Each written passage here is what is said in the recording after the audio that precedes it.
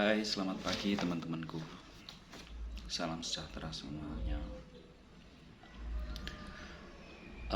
Kali ini saya akan membahas tentang psikologi positif. Siapakah tokoh dari psikologi positif yang digadang-gadang penemu psikologi positif? Yakni Martin Seligman. Apa yang menjadi perbedaan dari psikologi terdahulu atau sekarang ini disebut dengan psikologi kontemporer? Yang menjadi catatan saya adalah psikologi positif melihat bahwasannya kondisi mental bukan hanya sebuah penyakit mental, melainkan keadaan mental yang baik, keadaan mental yang positif, keadaan mental yang bahagia, keadaan mental yang optimis. Itu adalah kondisi mental yang dilihat dari Martin. Artinya psikologi positif melihat bahwasanya sebuah pokok persoalan itu tidak hanya pada kondisi mentalnya saja, tapi bagaimana membangun, bagaimana merasakan, bagaimana merenungkan, bagaimana menjadi manusia yang otentik. Maksudnya itu adalah melihat bahwasanya kecenderungan pada rasa kebahagiaan, rasa kesejahteraan, rasa optimis, rasa percaya diri itu dibangun, ditumbuhkan. Tidak hanya fokus pada perasaan-perasaan yang cenderung mengutuk seseorang untuk mengkerdilkan diri sendiri. Misalnya faktor-faktor kecemasan.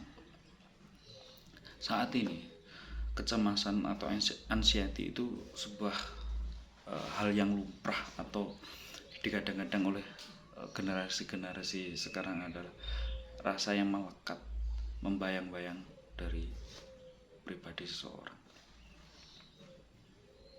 Itu menjadi kunci utama ya. Dalam tema kali ini saya akan membahas sebuah psikologi positif.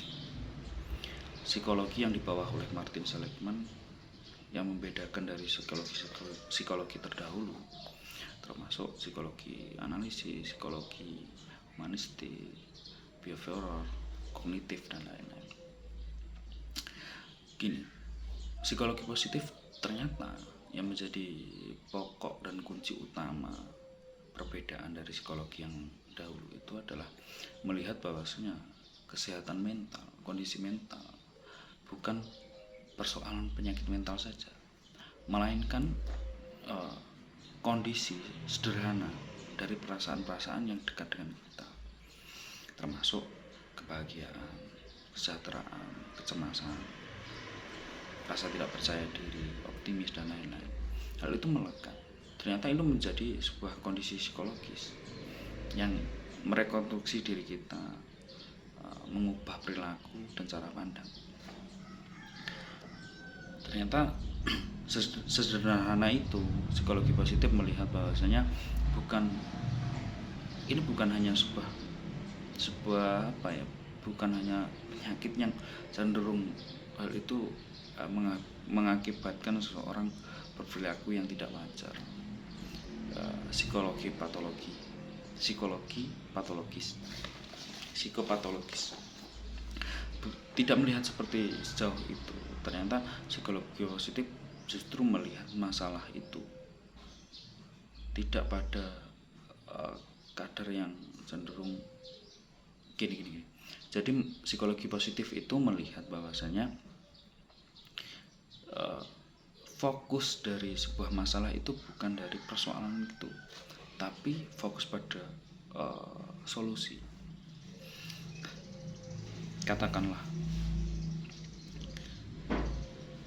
dalam flashback tadi saya cemas nih, dalam kondisi cemas, rasa percaya diri kurang, rasa malu, dan lain-lain. Artinya berkutatnya saya pada perasaan-perasaan itu. Nah,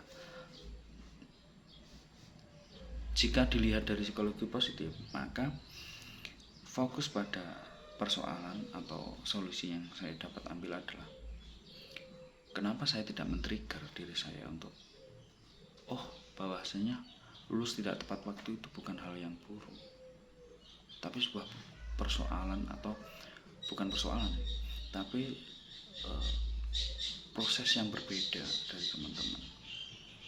Lulus tidak tepat waktu bukan hal yang buruk, artinya hal yang otentik, kecuali ketika kamu lulus tidak tepat waktu, kamu tidak punya pengalaman baru atau hanya sekedar ya nyantai-nyantai saja. Tapi lulus tidak tepat waktu seperti teman-teman saya juga, dia mencari pengalaman baru, pengalaman di dunia lapangan kerja, termasuk menjadi apapun itu hal menarik bagi saya. Yang pertama. Terus kunci pokok utama dari Martin Seligman adalah,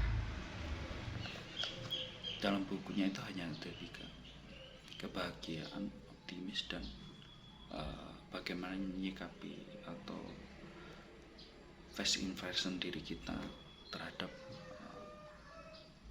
persoalan eksternal di luar itu. Psikologi positif Martin Seligman itu, kalimat yang unik dari beliau adalah ketika anaknya itu menangis, bilang bahwasanya Anda boleh, saya berhenti menangis, tapi Anda harus berhenti marah. Nah, itu adalah sebuah titik awal Martin menemukan sebuah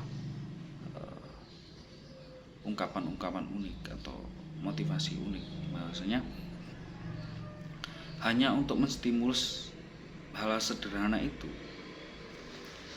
termasuk neuron atau cara berpikir kognitif itu, ternyata dapat merekonstruksi perilaku setelahnya. Artinya hal baru itu sesederhana itu dapat dirubah hanya dengan merombak cara berpikir saja, berprasangka,